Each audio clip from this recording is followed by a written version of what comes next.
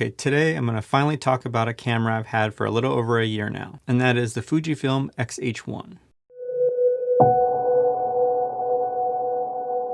I've been meaning to do a review or a video specifically about this camera for quite a while now, but just haven't got around to it. Since the X-H2 is on the horizon for this year, I figured there's no better time to get this video out than now. I'm not going to do a complete review of this camera for many reasons. One, I'm trying to keep some of these videos a little shorter. I will always have a few videos that will go long, but I want to keep this one relatively compact. The other reason is the X-H2 is right around the corner, and the X-H1s are pretty hard to find now, even on the used market. So I don't know if it does anyone good to do a review right now. It is a great camera. And one final reason why I don't consider this a full review is I'm really completely biased on this camera. I'm not going to talk about too many bad things. I'm just going to talk about the things I like. So here are 5 things I like about my Fujifilm X-H1. So number 1, the design and build quality. I lumped these two together because I feel like they go hand in hand, design and build quality. So the body's made of magnesium alloy and is a little thicker than the X-T2 and X-T20 and the cameras that came before. Prior to this camera, I owned the X-T2, and I never really felt like that was cheap at all. That felt like a really high quality professional camera. So I was good with the idea of any camera that kept that quality, let alone raise the bar a little bit, which this one does. The whole camera just feels really, really well made, and the weight of the camera is just about perfect for me. It's not too heavy, but yet there's still some substance there that you feel like you're holding a professional tool. The idea that this was going to take a lot of what we loved about the X-T2 and put it in a larger body with a DSLR style grip was something that I was attracted to right when I heard the announcement of this camera. And there's other design elements that this have that the other X series cameras don't. One of the obvious ones being the top display screen, which is really nice. I like the tilting screen that's similar to the XT line of cameras. The ISO and shutter speed dials are super smooth and really easy to turn. Number 2 on this list is the X-Trans 3 sensor.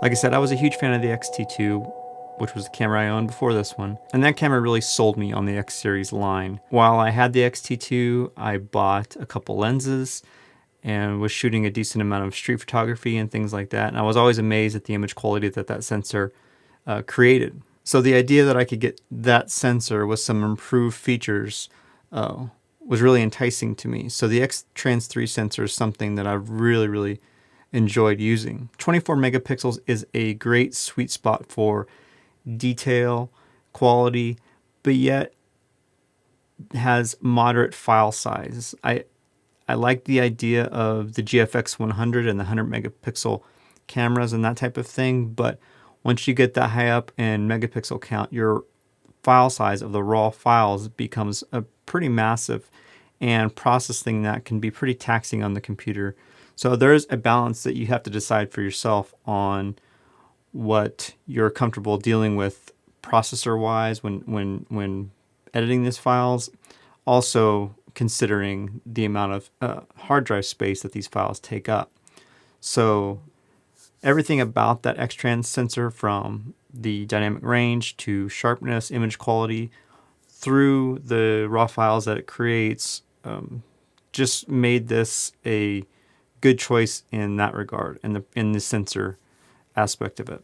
And of course, the sensor does a really good job capturing video.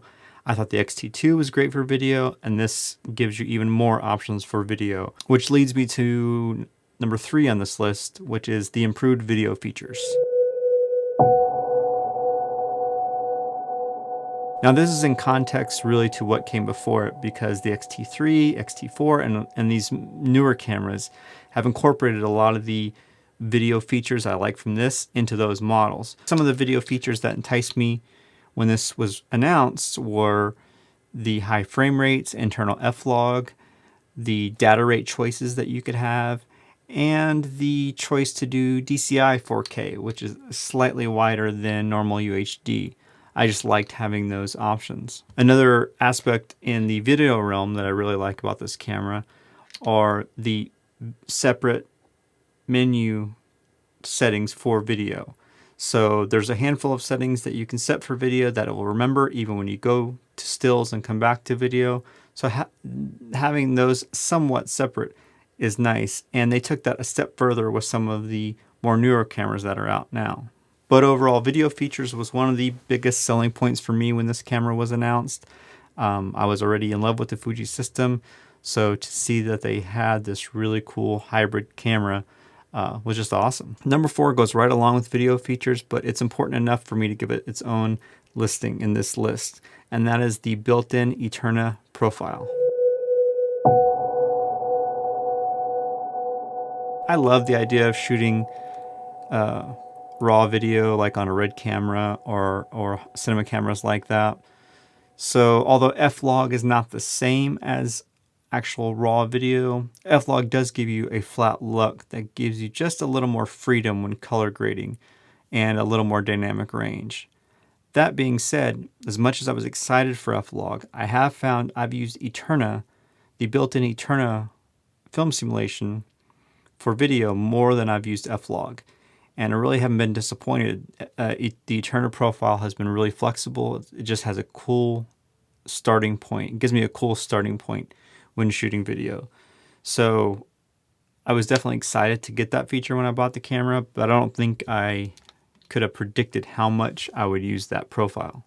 Number 5 is the quiet shutter. The shutter sound was something I didn't think I would care too much about when I heard them talk about how quiet it was when this camera was announced and released.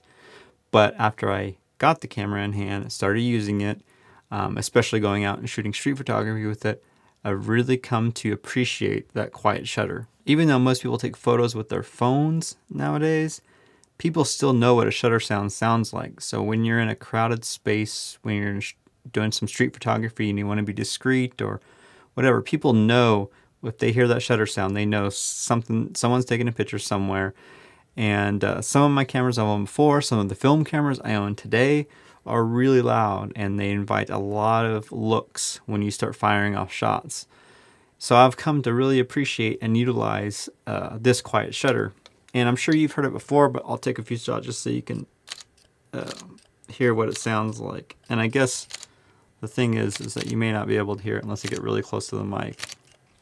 But it's the quietest shutter I've ever used. I've never owned a Leica or anything like that, so I can't compare it to those cameras, but it really is quiet, and the shutter button itself is a real joy to use, and I just like the whole shutter system from the button to the shutter mechanism sound itself. So that's the list. It's not in any particular order of importance, but those are just some of the big highlights that still stick out to me when I go to choose a camera to shoot with. Oftentimes it's because of one of those features. I do use it a lot for video. It's great for street photography, and that silent shutter comes in handy.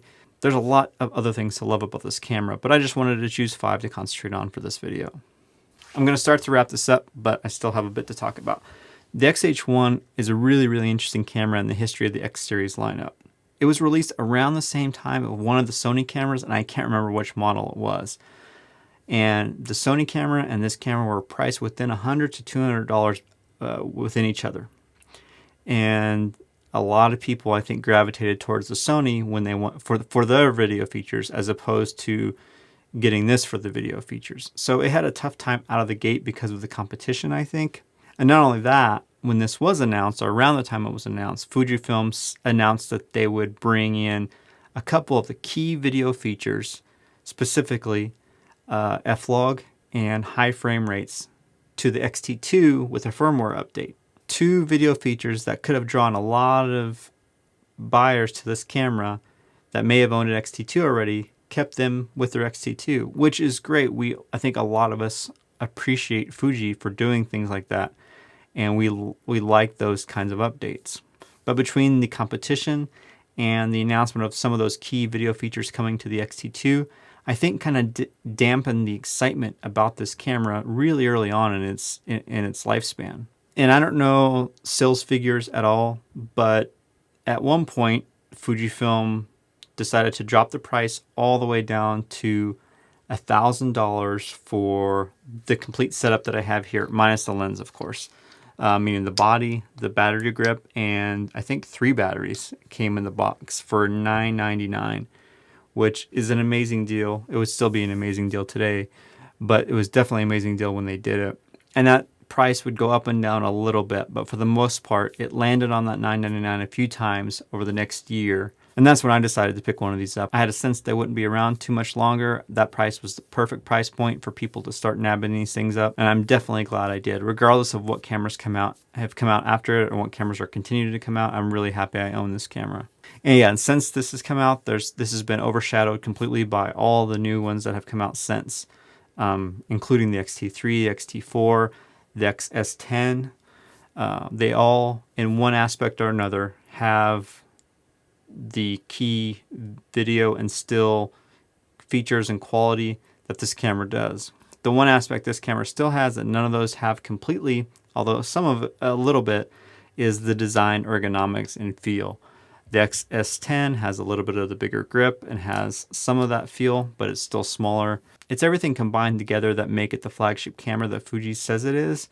Yes, it may not have unique specs, but the professional build quality, all the features you would need to do awesome photography and video, make it just a really, really great camera. I realize it's useless to get too attached to one specific piece of gear. I've sold cameras I said I would never sell before because I realized, well, I'm not using them very often. I might as well let someone else enjoy them. That being said, this is my favorite camera I've owned so far. If I could only keep one camera out of all the cameras I've owned and currently own, this would be the one. Part of it is that hybrid capability that it has. It's a great video shooter, and the stills out of it are amazing. Those specs combined with the ergonomics just make it a really joy for me to use. Like I said, these aren't nearly impossible to find new nowadays, but if you find one used and you're in the market for a Fujifilm camera, or you just like the idea of the X-H1, if it's within your price range, I don't think you'll regret picking one up. It's going to do pretty much everything you need photo-wise, kicks out amazing video. And I really haven't even pushed the limits of what it can do video-wise. I shoot most of my YouTube videos on it, but I haven't really pushed the limits of it. So there's still a lot I can create with this camera that I really haven't approached yet. There's a lot more to love about this camera, but there are a ton of great videos about it online, and I can make more because I'll have this camera for a while longer, I think. I'm never going to say I'll never sell a camera again, because I've learned my lesson there. But I really love this camera, and like I said, I'll have it for a while. So if you have any other questions about it, and if you're curious about picking one up in the used market and you're wondering about certain features or how it performs in a certain way, let me know in the comments, and I'll try to make a video answering that specific question or query. So thanks again for watching. I appreciate all of my followers and subscribers and people who have commented on here or on Instagram or on my blog. It's really, really awesome.